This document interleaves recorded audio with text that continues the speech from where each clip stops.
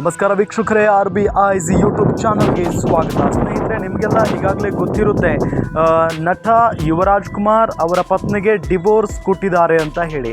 ಈಗಾಗಲೇ ನಾವು ಗಮನಿಸಿದ ಹಾಗೆ ಯಾಕೆ ಹೀಗಾಯಿತು, ಏನು ಕಾರಣ, ಇವರಿಬ್ಬರು ಬಹಳ ಚೆನ್ನಾಗಿದ್ರಲ್ಲ, ಅನ್ಯೋನ್ಯವಾಗಿದ್ದರು, ಹಿಂಗೆ ಯಾಕಾಯಿತು ಅಂತ ಹೇಳಿ ಅವರ ಅಭಿಮಾನಿಗಳು ಸಾಕಷ್ಟು ಪ್ರಶ್ನೆಗಳನ್ನು ಮಾಡ್ತಾ ಇದ್ದಾರೆ.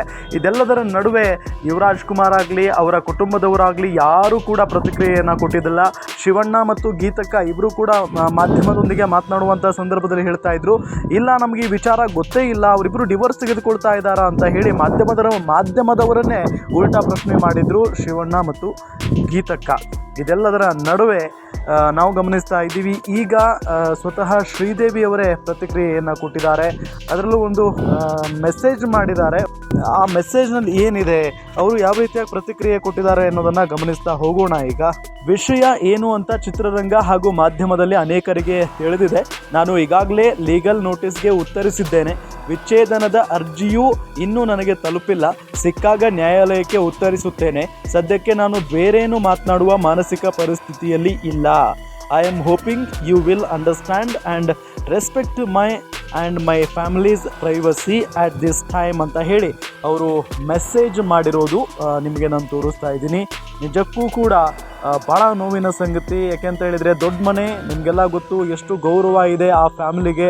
ಅಂಥ ಒಂದು ಮನೆಯಲ್ಲಿ ಡಿವೋರ್ಸ್ ಆಗಿದೆ ಅಂತ ಅಂದರೆ ನಿಜಕ್ಕೂ ಇದು ನಂಬೋದಕ್ಕೂ ಕೂಡ ಸಾಧ್ಯ ಆಗ್ತಾ ಇಲ್ಲ. ಯಾಕೆ ಹೀಗಾಯಿತು ಅಂತ ಹೇಳಿ ದೊಡ್ಡ ಮನೆ ಫ್ಯಾನ್ಸ್ ಎಲ್ಲ ಪ್ರಶ್ನೆ ಮಾಡ್ತಾ ಇದ್ದಾರೆ.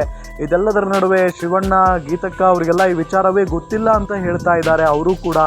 ಜೊತೆಗೆ ಈ ವಿಚಾರ ಮಾಧ್ಯಮದಲ್ಲಿ ಬಂದ ನಂತರವೇ ನಮಗೆ ಗೊತ್ತಾಗಿದ್ದು ಅಂತ ಅವ್ರು ಹೇಳ್ತಾ ಇದ್ದಾರೆ. ಆದರೆ ಪಾಪ ಇಲ್ಲಿ ಶ್ರೀದೇವಿ ಅವರು ಕೂಡ ಭಾಳ ನೊಂದಿದ್ದಾರೆ. ಯಾಕೆ ಹೀಗಾಯಿತು, ಜೊತೆಗೆ ಊಹಾಪೋಹಗಳು ಸಿಕ್ಕಾಪಟ್ಟೆ ಕೇಳ್ತಾ ಇದ್ದಾವೆ.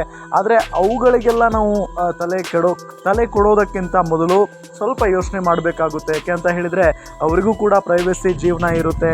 ಈಗಾಗಲೇ ಸಿಕ್ಕಾಪಟ್ಟೆ ಊಹಾಪೋಹಗಳು ಕೇಳಿ ಬರ್ತಾ ಇದ್ದಾವೆ, ಹಾಗೆ ಹೀಗೆ ಅಂತ ಹೇಳಿ. ಆದರೆ ಅವರ ಸಂಬಂಧಗಳು ಅಥವಾ ಅವರ ಜೀವನದಲ್ಲಿ ಏನು ನಡೀತಾ ಇದೆ, ಯಾಕೆ ಈ ರೀತಿ ಆಯಿತು ಅಂತ ಹೇಳಿ ಅಸಲಿಗೆ ಅವ್ರಿಗೆ ಮಾತ್ರ ಚೆನ್ನಾಗಿ ಗೊತ್ತಿರುತ್ತೆ.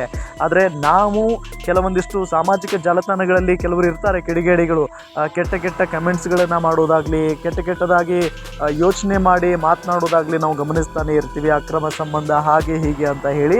ಆದರೆ ಇದು ದೊಡ್ಡ ಮನೆಯ ವಿಚಾರ, ಹಾಗಾಗಿ ಭಾಳ ಸೂಕ್ಷ್ಮವಾಗಿ ಇದನ್ನು ಮಾತನಾಡಬೇಕಾಗುತ್ತೆ. ಜೊತೆಗೆ ಅವರು ಸಹಜವಾಗಿ ಒಪ್ಪಿಗೆಯಿಂದನೇ ಈ ಡಿವೋರ್ಸ್ಗೆ ಮುಂದಾಗಿರೋದು. ಹಾಗಾಗಿ ಮುಂದೆ ನೋಡೋಣ ಯುವರಾಜ್ ಕುಮಾರ್ ಅವರು ಯಾವ ರೀತಿಯಾಗಿ ಪ್ರತಿಕ್ರಿಯೆ ಕೊಡ್ತಾರೆ ಅಂತ ಹೇಳಿ. ಯಾಕೆ ಅಂತ ಹೇಳಿದರೆ, ಇಲ್ಲಿ ಭಾಳಷ್ಟು ಊಹಾಪೋಹಗಳಾಗ್ತಾ ಇರೋದ್ರಿಂದ ಸ್ವತಃ ಅವರೇ ಬಂದು ಉತ್ತರವನ್ನು ನೀಡಬೇಕಾಗಿದೆ. ಆದರೆ ಈ ಕ್ಷಣಕ್ಕೆ ಶ್ರೀದೇವಿ ಅವರು ಪ್ರತಿಕ್ರಿಯೆ ಕೊಟ್ಟಿರೋದು ಇದು ಮಾತ್ರ ನನಗೆ ಭಾಳಷ್ಟು ನೋವಾಗಿದೆ. ನಾನು ಎಲ್ಲ ಕಡೆ ನೋಡ್ತಾ ಇದ್ದೀನಿ ಈ ವಿಚಾರವನ್ನು. ಆದರೆ ನೀವು ನನ್ನ ಪ್ರೈವಸಿಯನ್ನು ಗೌರವಿಸ್ತೀರಿ ಅಂತ ಅಂದ್ಕೊಂಡಿದ್ದೀನಿ. ಸದ್ಯಕ್ಕೆ ಏನೂ ಮಾತನಾಡೋ ಪರಿಸ್ಥಿತಿಯಲ್ಲಿಲ್ಲ ಅಂತ ಹೇಳಿದ್ದಾರೆ.